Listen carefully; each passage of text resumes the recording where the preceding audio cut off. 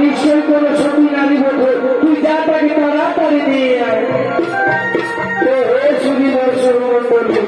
আজ নেতা সখী গো এই বেহুলাকে যেই না নিয়ে এলো ইন্দ্র সভার মাঝারে, বেহুলার পা পড়া মাত্র সঙ্গে সঙ্গে প্রত্যেকটা দেবতা বলে বলছে, কে এসেছে উষা? তুমি এতদিন কোথায় ছিলে উষা? আমরা যে তোমাকে দেখতে পাচ্ছিলাম না, আজ তোমার আমাদের অনেক দিন পরে হলো দেখা। ওই বেহুলা সখী কে জানেন? এই বেহুলা সখী প্রত্যেকটা যুগে যুগে ইন্দ্র সরোবরের নর্তকী ছিল। এই মনসার আশীর্বাদে তাকে বেহুলা রূপে বর্তমানে জন্মগ্রহণ করতে হয়েছে।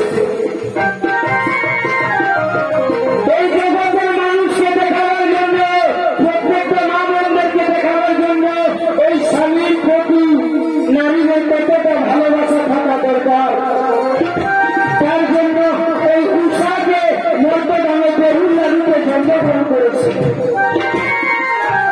আর এই চাঁদের পুত্র লক্ষ্মীধরের পুত্রের সাথে লক্ষ্মীধরের সাথে বিবাহ দিয়েছে।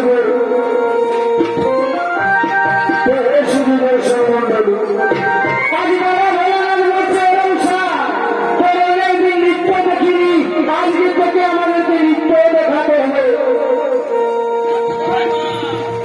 আর যদি ভালো করে নৃত্য দেখাতে পারিস, এই 33টি দেবতাগণের কাছে আমরা তোকে বলছি রে উষা, তুই যে মনের আশাটা নিয়ে আজ 6 মাস ধরে এখানে এসেছিস, তোর মনের আশা আমরা পূরণ করবো।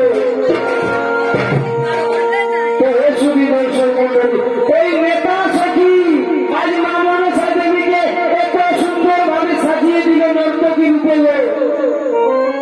আর তাকে বলছে নেচে দেখাও এই সবার মাঝারে।